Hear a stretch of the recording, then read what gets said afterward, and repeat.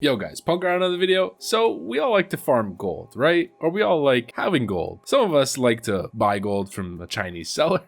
Some of us like to get gold from our sycophantic fans. Some of us, like emulating Wall Street and investing in making gold from standing in Ironforge. And some of us like getting in a meditative state and just grinding mob after mob after mob and accumulating raw gold from vendor value after hours and hours of meditatively farming. Well, if you're that guy, then this video might be for you. Vanilla has some of the greatest treasures known to mankind, or known to human and orc kind. But on the flip side, it also has a ton of junk. Surprisingly enough though, some of this junk is more valuable than you might think. We're talking about vendor trash, of course. Some vendor trash that might surprise you in its raw gold value. Back in the days, nobody had add-ons like vendor price, and a lot of people were just completely unaware of how some items from specific mobs out in the world were worth a ton, and you can just grind a good share of gold by killing those mobs over and over again. So that's what we're going to talk about in this video, some of the most highly valued or most expensive vendor trash items available in classic WoW. That's the video, let's get into it. Alright, so the first item that we've got with insane value for a great item is from Blackrock Depths, and more specifically from the Relic Coffers. So those Relic Coffer keys that you get as you're pretty much killing most of the dwarves or the Dark Iron dwarves throughout the dungeon. Those keys are used on the coffers at, I guess, the bank vaults of BRD right atop of Lord Incendius, where you can open them and get access to these little chests that drop a bunch of different items. You have a chance at getting greens, you could probably even get an epic, you can get all kinds of different stuff. What you're pretty much guaranteed to get is a really nice gray vendor value item. There's 3 items specifically that you can get from a relic coffer that are really nice value. The first is false documents, which has a vendor value of 58 silver and 96 copper, basically 60 silver every document. You get legal documents, which is 53 silver, and then you can get dark iron baby booties, which has an 88 silver vendor value. Now, for most people, you'll actually have to run BRD in order to get access to this, but as a rogue, you can farm these by yourself. You may have seen in trade chat that rogues on your server are looking to buy up coffer keys from people. This is because they go into BRD, they pickpocket, and they also go into the coffers, pick all of them, and get access to these items as well as all the other stuff that drops from the coffers as a really solid gold farm. So when it comes to vendor grays, the coffers are probably some of the best, if not the best, value out there. And if you're a rogue, you might want to get on top of this. Alright, so this next one that we've got is again related to a class specific farm or just a farm in general, and a dungeon once again.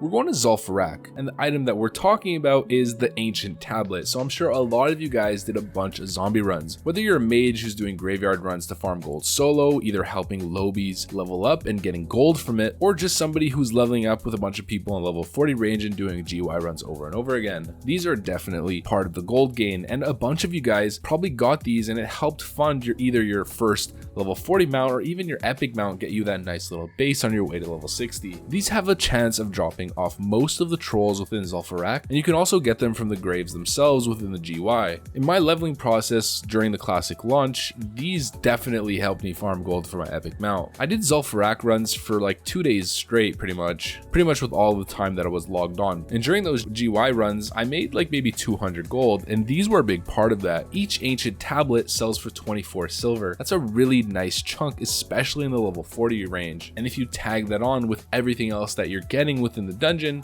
it's just money while leveling, or money while farming solo if you're level 60. Now these tablets don't necessarily have the highest drop rate when it comes to the trolls themselves, but they do drop quite often out of the actual graves, so I guess this is maybe more specific to GY runs, but you will see a good amount of them, and they do accumulate to a good amount of gold. They're one of the stronger vendor trash items, especially while leveling up. And what's really cool about the Ancient Tablet is that if you right click it, it gives you instructions on how to obtain the Mallet of Zul'Farrak, which is that hammer that you get from the quest out in the hinterlands, that annoying quest chain, which you can then smash the gong and summon Gazrilla out of the pool of water. So I'd say that's a pretty cool aspect to the item as well. Alright, so in the spirit of the Ancient Tablet, let's stick on lower drop rate items. This one specifically specifically, you won't see often, but it is part of a semi-decent farm, I guess. We're talking about the trophy Raptor skull. This is tagged on to Devilsaur farming or specific Raptor farming out in Ungoro. It only has a chance of dropping off elite Raptors, or Larkorwi, who is that quest NPC. Basically, the trophy Raptors out in Ungoro have a chance of dropping this. The skull itself sells for 36 silver, which is a nice hefty sum, nice little chunk. So if you're out there Devilsaur farming, this will supplement your gold gain at least a little bit. And once Zul'Gurub is released, the Rizashi Raptors within ZG also have a chance of dropping it. It's kind of a random item, can't really farm it, but it's probably one of the highest value gray random items that you can get on the world that's not an armor piece. Okay, so these next ones are definitely fresh in your mind, and that's because Dire Maul just got released. All of these next items drop in Dire Maul. The first one that we got is probably the most obvious. It's pretty much everything that drops off of the Lashers in Dire Maul East. So these guys have a chance of dropping a serrated petal. The serrated petal itself sells for 61 silver. The thorny vine sells for 30 silver, and they've also got a lasher root which sells for 17. So you might start understanding why so many mages have been doing this. You might also understand why there's so many living essences on the auction house all of a sudden, and most of the people that are selling them have names like Wizard Mage X or something like that. So mages have been hard farming this, and these specific vendor trash items are the reason. Imagine getting a nice stack of these. One serrated petal is 61 silver, guys. That means 2 is what? A gold and 20 silver. That's pretty insane. So lasher farming gives you access to some of the nicest vendor trash available in the game, period. Alright, so these next ones aren't related to a solo farm in DM at all. We're talking about the condensed mana fragment and the crystallized mana shard. So if you guys have ever done Dire Maul West, you know that there's a bunch of those arcane energy elementals that are protecting the pylons across the entire dungeon before you're able to grant access to the last boss. Now, these arcane elementals have a chance of dropping some really nice items. We've got the condensed mana fragment, which each one sells for 29 silver, and then we've got the crystallized mana shard, which sells for 45 silver each. I've done DM West runs over the last couple weeks and gotten maybe like 4 or 5 of these in one run and made like 3 or 4 gold just by vendoring these at the end of the run. It's pretty awesome. Every single run that you do in Dire Maul West is guaranteed to give you at least 5 gold in total once everything's said and done, probably even more if you get lucky. It's kind of similar to the elemental fragments that you see in the Burning Crusade that drop off of all of the elementals across the world. Now, those fragments may have less vendor value themselves, but they drop like absolute hotcakes, and you can get stack of 20s real quick, selling for a good chunk of gold, which has always been part of the moat farming meta in TBC. So Dire Maul West elementals have some really nice vendor value. In fact, these items, similar to the serrated petal, might be the best in the entire game in terms of just random gray items. Now, the last vendor trash item that we're going to cover in Dire Maul comes from Dire Maul North. So we've done Dire Maul East, Dire Maul West, and of course the last one's in Dire Maul North. We're talking about the Gore Dog Toys, which has a really nice drop rate off of the Gore Dog Mastiffs all over Dire Maul North. So this specifically is an AoE farm for a couple of different classes, and honestly you don't even need to be an AoE class. There's a couple ways to cheese it, so it is doable on Shadow Priests and Hunters and things like that, and Warlocks of course. So off of these hounds, or hyenas I guess you could say because it's the same character model, they have a chance of dropping what you'd think I guess is kind of like an ogre ear or something, or maybe a human ear that the Mastiff has been using as a toy. Each ear that you collect has a vendor trash value of 27 silver, and it has a really nice drop rate at about 32%. So you'll be getting these pretty much non-stop. This, if you have skinning, is a really nice farm. 30% chance to drop and 30 silver each pretty much, and you're killing tons of them at a time. These Gore Dog toys are pretty much on the same level as some of the other vendor trash that we've seen from Dire Maul, which is all really stellar and probably the best in the game, and that's why people were all expecting Dire Maul gold farms to pretty much ruin the economy. Alright, now I know what you're thinking.